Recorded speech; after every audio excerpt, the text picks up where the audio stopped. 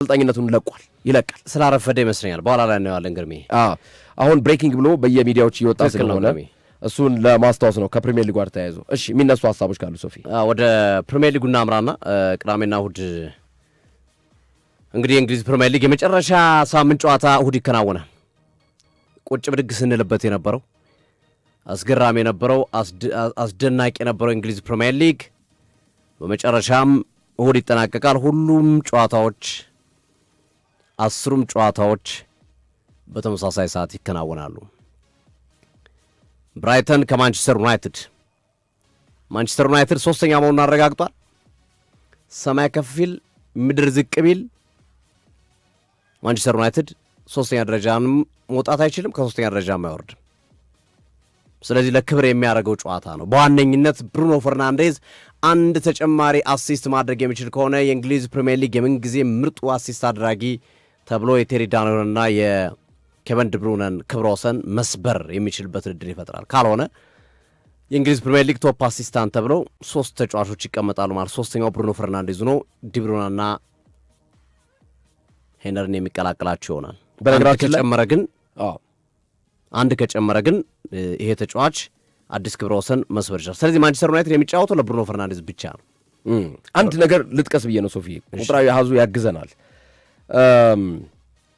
እንግዲህ አሁን ላይ በአንድ የውድድር ዓመት ብዙ አሲስት በማድረግ 3 ተጫዋቾች አሉ ቲየሪ ኦንሪ በ2002-2003 ኬቨን ደብሩነ በ2019-2020 ከማንቸስተር ሲቲ ጋር እና የማንቸስተር ዩናይትዱ ብሩኖ ፈርናንዴዝ ዘንድሮ 2025-26 20 አጠቃላይ አሲስቶችን አድርገዋል ግን አሲስት የተደረጉበት ደግሞ በደረጃ ያበላልጣቸዋል ከሶስቱ አንደኛ ደረጃ ላይ የተቀመጠው ቲየሪ ኦንሪ ነው ቲየሪ ኦንሪ ከ20ዎቹ አሲስቶች መካከል 20ውንም ከኦፕን ፕሌይ ነው አሲስት ያደረገው ከግልጽ ጨዋታ ነው አሲስት ያደረገው ከእንቅስቃሴ ነው ምንም አይነት ከቆመ ኳስ አሲስት አላደረገም 20ውንም ኦፕን ፕሌይ ነው ስለዚህ ከኦፕን ፕሌይ አሲስት ማድረግና ከቆመ ኳስ አሲስት ማድረግ ስለሚለያይ የኦፕን ፕሌዩ ዋጋ ስላለው ቲየሪ ኦንሪ ከኦፕን ፕሌይ አሲስት በማድረግ 100% ከ100% ስኬታማ በመሆኑ ከሶስቱ በደረጃ ሲቀመጡ በአንደኝነት ይቀመጣል ሁለተኛ የተቀመጠው ኬቨን ደብሩነ ነው ኦፍ ኮርስ ሶስቱም 20 አሲስት ነው ግን ከኦፕን ፕሌይና ከሴት ፒስ አሲስት የኦፕን ፕሌይ አሲስት ብልጫ ስላለው ማለት ነው ቲየሪ ኦንሪ 20ውንም ከኦፕን ፕሌይ ነው አሲስት ያደረገው ኬቨን ደብሩነ ደግሞ ከ20ዎቹ አሲስቶች መካከል ከኦፕን ፕሌይ አሲስት ያደረገው ለጎል አመቻችቶ ያቀበለው 17 ኳስ ነው እንደገና ከሴት ፒስ ከቆመ ኳስ አሲስት ያደረገው 3 ኳስ ብቻ ነው ይሄ ደግሞ በፐርሰንቴጅ ሲቀመጥ 85% ያስቀምጠዋል ማለት ነው በአንጻሩ ብሩኖ ፈርናንዴዝ ከ20ዎቹ አሲስቶች መካከል ብሩኖ ፈርናንዴዝ 10 ከኦፕን ፕሌይ 10 ደግሞ ከሴት ፒስ ነው ማለት ነው 50% እና በዚህ ደረጃ ከኦፕን ፕሌይ ቫልዩ ስላለው ቲየሪ ኦንሪ እኩል 20 ቢሆንም በአንደኝነት ደረጃ ላይ ይቀመጣል ኬቨን ደብሩነ ደግሞ 17 ከኦፕን ፕሌይ 3 ከቆመ ኳስ 85% ሁለተኛ ብሩኖ ፈርናንዴዝ 10 ከኦፕን ፕሌይ 10 ከሴት ፒስ 50% ሶስተኛ ደረጃ ላይ ተቀምጧል ብሩኖ ፈርናንዴዝ ከስቲቨን ጄራርድ ጋር እኩል ተጋርቷል ክብረ ወሰን ተጋርቷል ከቆመ ኳስ ብዙ አሲስት በማድረግ ማለት ነው ከኦፕን ፕሌይ ብቻ ብዙ አሲስት ያደረገው ግን ቲየሪ ኦንሪ ነው አሁንም በአንደኝነት ደረጃ ላይ እንደተቀመጠ የሚቀጥለው ማለት ነው ግልጽ ነው አይደል ሶፊዬ ይሄ ቁጥር ያዝ እቺን መሃል ላይ ለመጥቀስ ፈልጌ ነው ምንድነው ሶስቱም ተመሳሳይ ናቸው ግን ሶስቱም ተመሳሳይ 20 አሲስት ቢያደርጉም የቲየሪ ኦንሪን በአንደኝነት የሚያስቀምጠው 20ውንም ከኦፕን ፕሌይ መሆኑ ነው ስለዚህ ብሩኖ ፈርናንዴዝ አንድ አሲስት የሚጨምር ከሆነ አዲስ ክብረ ወሰን በእንግሊዝ እግር ኳስ ይከናወናል ብቻውን ይቆጣጠራል ሪከርዱን ክብረ ወሰኑን ማንቸስተር ዩናይትድ የሚጫወተው ለዚህ ብቻ ነው ሮይኪን ግን ትችት አስቀምጧል ሮይኪን እንደተናገረው ከሆነ እንዴት ማንቸስተር ዩናይትድን የሚያክል ተጫዋች ስለ አሲስት እያሰበ ይጫወታል በሚል ከኖቲንግሃም ፎረስት ጋር በነበረው ጨዋታ ላይ ማንቸስተር ዩናይትድ ተጫዋቾች ሲያስቡ የነበሩት የብሩኖን አሲስት እንጂ ስለ ጨዋታው አልነበረም እና እኛ ስለ ነገ ስለ ዋንጫ ስለ ታላቅነት የምናስብ ቡድን በመሃል በሚሆነው ነገር መጠቀም ነው እንጂ ያለብን ይህን ብቻ አስበ መምጣት የለብንም በሚል ሮይ ኪን ትችት አስቀምጦ ነበረ። ብሩኖ ፈርናንዴዝም ምላሽ ሰጥቷል። እኛም እንደዛ አላሰብንም የሚል አይነት ምላሽ የሰጠበት ሂደት ነው ያለው። ሮይ ኪን ግን ጠንከር ያለ ትችት የሰጠበት ሂደት አለና ብራይተን ከማንቸስተር ዩናይትድ አንደኛው ጨዋታ ነው። በርንሌይ ኮልብስ ለምንም የሚጠበቅ ጨዋታ አይደለም። ሁለቱም መውረዳቸውን ያረጋገጡ ቡድኖች ናቸው። ክሪስታል ፓላስ ከአርሰናል ይሄኛው ጨዋታ ኢዜ አምና ኤፍኤ ካፑን በተረከበበት ወይም ኤፍኤ ካፕ ዋንጫን ይዞ ወደ ሴልኸርስት ፓርክ ስቴዲየም በመጣበት ወይም ላይ ቢረከብም አሁን ደግሞ የእንግሊዝ ፕሪሚየር ሊግ ዋንጫን የሚረከብበት ቀን ይሆናል። አሰልጣኝ ኦሊቨር ግላስነር አስተያየታቸውን ሰጥተዋል። ኢዜ ምን አይነት እድለኛ ሰው ነው፣ ኢዜ ምን አይነት እጅግ እግዚአብሔር የሚወደው ፈጣሪ የሚወደው ሰው ነው ያሉት። አስቡት ወደዛኛው እንደው ስም አልጠሩም ቶተንሃም አላሉ ወደዛኛው ክለብ ቪዲዮ ቢሆን አስቡታል ኦሊቨር ግላስነር እና ይሄም የወራጅነት ስሜት ያለው ጨዋታ ነው። ግን አርሰናል ዋንጫ የሚያነሳበት ነው። ከጨዋታው በኋላ ተሸነፈም አሸነፈም አቻወጣም መርፈኞቹ አርሰናሎች በሴልኸርስት ፓርክ ስቴዲየም ዋንጫቸውን ያጣጥማሉ። ትናንት በነገራችን ላይ አርሰናሎች ወደ ልምምድ ተመልሰዋል። 2 ቀን ፈንጠዝያ ተፈቅዶላቸው ነበረ። ከዛ በኋላ ወደ ሲሪየስ ልምምድ ተመልሰው ልምዳቸውን አከናውነዋል። ትናንት በነበረው ልምምድ ላይ ማክስ ሮማን በፈተና ምክንያት አልነበረም። ቲምበር እስካሁን ከጉዳቱ ሙሉ በሙሉ አላገገመም። ሜሪኖ ግን ሙሉ ልምምድ ሰርቷል፣ ወደ ቡድኑ ተቀላቅሏቸዋል። ሳካ፣ ዴቪድ ራያና ሳሊባ ጂም ውስጥ እንዲሰሩ ነው የተደረጉት። ሌሎቹ ተጫዋቾች በሙሉ ግን የትናንትናው ልምምድ ላይ የተካፈሉበት ሂደት እንመለከታለን። ሚካኤል አርቴታ የዋንጫውን ስሜት በተመለከተ እንዴት ሰሙ፣ በምን አጋጣሚ ሰሙና ለምንስ ከቡድኑ ጋር አልነበሩም ተብሎ ተጠይቀው ነበረ እና ፕላን አድርገን ነበር አሉ አብረን እንድንመለከቱ ሁላችንም። ግን አብረን በነበርንበት ሰዓት ላይ ልክ ጨዋታው ሊጀምር 20 ደቂቃ ሲቀረው ውስጤ ወደ ቤት ይሄዳልኛል። በቃ እናንተ ተመልከቱ አንድ ላይ ሆናችሁ ወደ ቤት መሄድ አለብኝ ብዬ ሄድኩኛል። ቤት ሂጄም ቤት እስክደርስ ድረስ የተወሰኑ ደቂቃ ፈጅቶ ነበረ። ቤት ስደርስ ልጆቼ እና ፋሚሊዎቼ ኳሱን እየተመለከቱ ነበረ። እኔ ግን ቁጭ ብዬ መመልከት አልቻልኩም እና ወጥቼ እሳት ማቀጣጠል ጀመርኩኝ።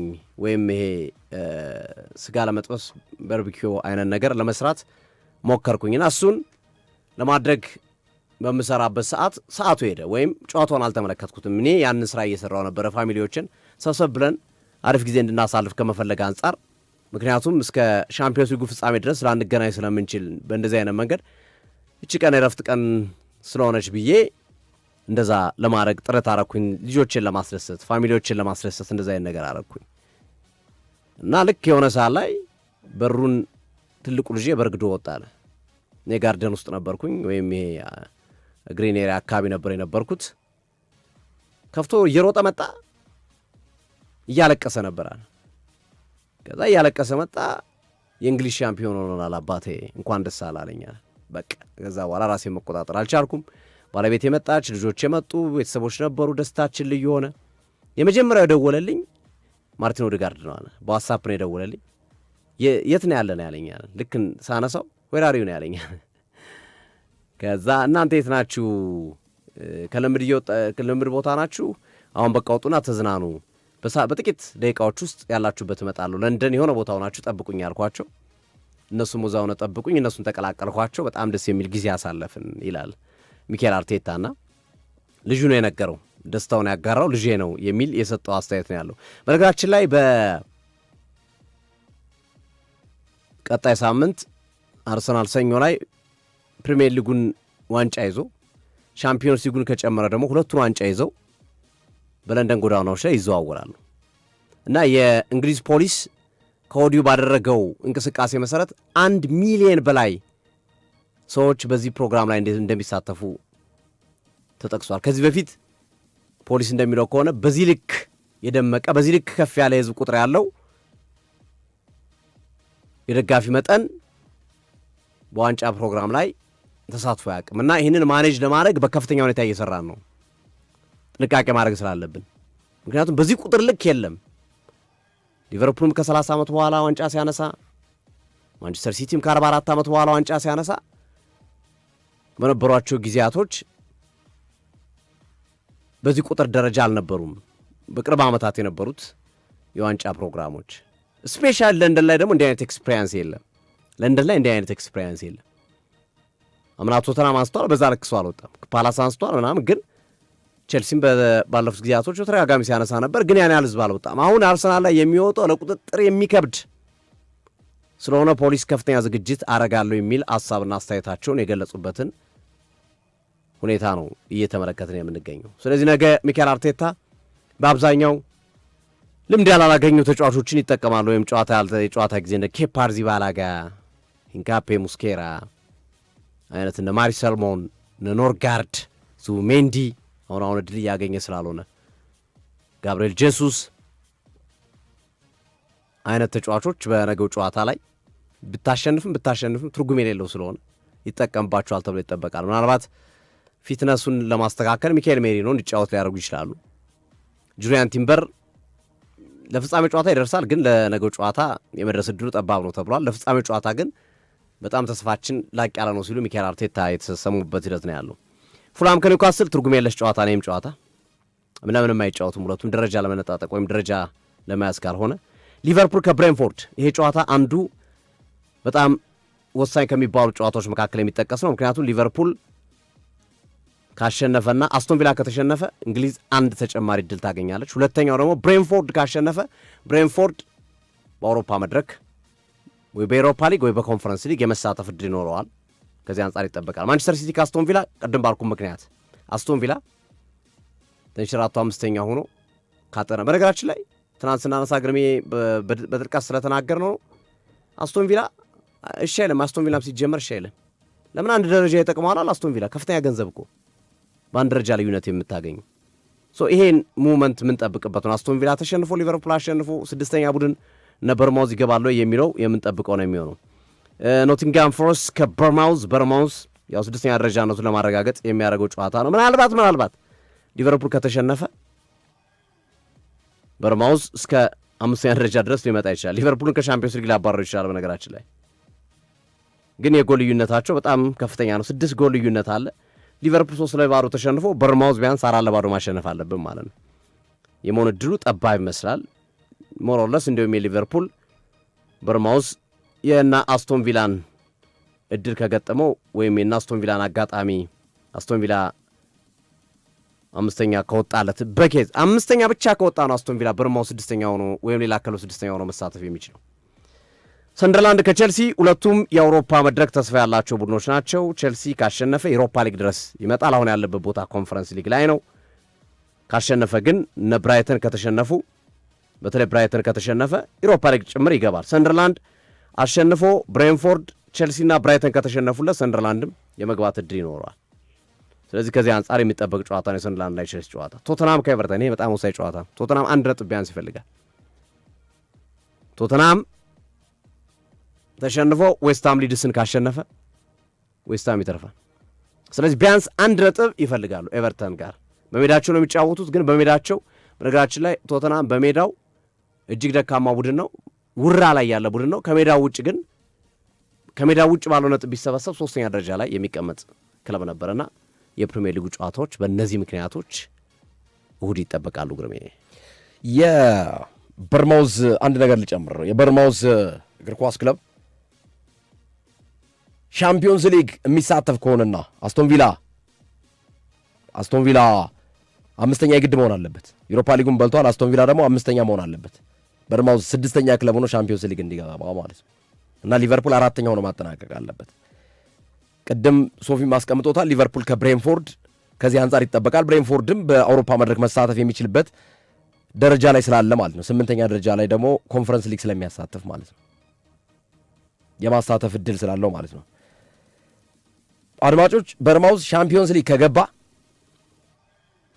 የመጨረሻው ዝቅተኛ በመግባቱ ብቻ ሻምፒዮንስ ሊግ አንድ ክለብ በመግባቱ ብቻ በትንሹ 110 ሚሊዮን ዩሮ ያገኛል። ከፍተኛው ደግሞ 140 ሚሊዮን ዩሮ ማለት ነው በመግባቱ ብቻ። እንደ ክለቦቹ ሁኔታ ይወሰናል። ግን ከ110 ሚሊዮን ዩሮ በታች ግን አይወርድበትም። በአንጻሩ አንድ ክለብ ዩሮፓ ሊግ በመግባቱ ብቻ በትንሹ 28 ሚሊዮን ዩሮ፣ ከፍተኛው 35 ሚሊዮን ዩሮ ነው። ስንት እጥፍ ይሆናል ማለት ነው ሶፊ አስቧል? ወደ 4 እጥፍ አካባቢ 4 እና 5 እጥፍ አካባቢ ይሆናል ማለት ነው። ሻምፒዮንስ ሊግ በመግባቱ ቅድም እንዳልኩት ዝቅተኛው 110 ሚሊዮን ዩሮ፣ ከፍተኛው 140 ሚሊዮን ዩሮ። ዩሮፓ ሊግ ግን አንድ ክለብ ሲገባ ዝቅተኛው 28 ሚሊዮን ዩሮ፣ ከፍተኛው 35 ሚሊዮን ዩሮ ነው። ስለዚህ ሻምፒዮንስ ሊግ መግባት በራሱ ብዙ ገንዘብ ያስከፍላል፣ ብዙ ገንዘብ ማግኘት ይችላል። ከዛ ደግሞ ደረጃውን እያሻሻለ ጉዞ ደግሞ እየጨመረ በሄደ ቁጥር ከሻምፒዮንስ ሊጉ የሚያገኘው ገንዘብ እየጨመረ ይሄዳል ማለት ነው። ከማስታወቂያ ክፍያ ስለሚገኝ ነው ገንዘቡ። ባይዘው ሰዎች ከዩሮፓ ሊግ ሻምፒዮንስ ሊግ ነው የሚመርጡት። ማስተዋወቅ የሚፈልጉ ድርጅቶች ትላልቅ ዓለማችን ላይ ያሉ ጂያንት የሆኑ ትላልቅ ግዙፍ የሆኑ ማስታወቂያ የሚያስነግሩት በሻምፒዮንስ ሊግ ላይ ነው። ዩሮፓ ሊግን አይደል የሚመርጡት፣ ሻምፒዮንስ ሊግ ነው። የዩሮፓ ሊግ ቡድኖች ከሻምፒዮንስ ሊግ ዝቅተኛ ናቸው ተብሎ ስለሚታሰብ ማለት ነው። ስለዚህ ለዛ የበርማውዝ ሻምፒዮንስ ሊግ መግባት ከፍተኛ ገንዘብ ያስገኝለታል። በትንሹ 110 ሚሊዮን ዩሮ በመግባቱ ብቻ፣ ማክሲመም ደግሞ 140 ሚሊዮን ዩሮ። ከዛ እየጨመረ ይሄዳል ደግሞ ክለቡ ጉዞውን እያጠናከረ በሄደ ቁጥር ማለት ነው። ይሄ የበርማውዝን ሁኔታ እንዲወስን ብዙ አካላት በተለያዩ ጨዋታዎች ኢንቮልቭመንት ስላላቸው ነው። የበርማውዝን ሻምፒዮንስ ሊግ መግባት ሊቨርፑል ብሬንፎርድ ጨዋታ ይወስነዋል፣ አስቶን ቪላ ማንቸስተር ሲቲ ጨዋታ ይወስነዋል፣ ራሱ የበርማውዝም ጨዋታ ይወስነዋል። እነዚህ ሁሉ እንዳለ የሚወስኑት ናቸው። እና በእንግሊዝ ፕሪሚየር ሊግ እሁድ ከሚደረጉ ጨዋታዎች መካከል ምንም የማይጠቅሙ ነገሮች አሉ የተቀመጡ ማለት ነው። ለምሳሌ ብራይተን ከማንቸስተር ዩናይትድ፣ ለማንቸስተር ዩናይትድ የብሩኖ ፈርናንዴዝን 21 አሲስት ብቻውን ሪከርዱን እንዲጋራ ለማድረግ ጥቅም አለው። ለብራይተን ደግሞ በአውሮፓ መድረክ የሚሳተፍበትን እድል ለመፍጠር በአሁኑ ሰዓት 7ኛ ደረጃ ላይ ይገኛል። 7ኛ ደግሞ ዩሮፓ ሊግ የሚያሳትፍ ቦታ ነው እና ያለው ነጥብ እንዳይነጠቅ 53 ነጥብ ነው ያለው። ከሱ በታች ከብራይተን በታች 52 ነጥብ ያላቸው ቼልሲና ብሬንፎርድ፣ በጎል ክፍያ ቼልሲ በልጦ 8ኛ ነው። ቼልሲ የኮንፈረንስ ሊግ ቦታ ይገኛል። ስለዚህ ከዚህ አንጻር የብራይተንና የማንቸስተር ዩናይትድ ከሁለቱም የራሱ የሆነ ጥቅም አለው። ለብራይተን ሴኪዩር ለማድረግ ዩሮፓ ሊግ ቦታ፣ ለማንቸስተር ዩናይትድ ብሩኖ ፈርናንዴዝን 21 የአሲስት ንጉስ ብቻውን እንዲሆን ለማድረግ። በርኔክ ከወልቭዝ ምንም የሚፈይደው ነገር የለም። ክሪስታል ፓላስ ከአርሰናል ዋንጫ የሚቀበልበት ነው። ምንም የሚፈይደው ነገር የለም እና የራያን ክሊንሺት ምናልባት ራያ 20 ክሊንሺት ከደረሰ ጎል ካልተቆጠረበት ብቻውን የአርሰናል እግር ኳስ ክለብ የምንጊዜም ግብ ጠባቂ ይሆናል። ብዙ ክሊንሺት ያለው ዴቪድ ሲመን ጋር አሁን ተጋርቷል 19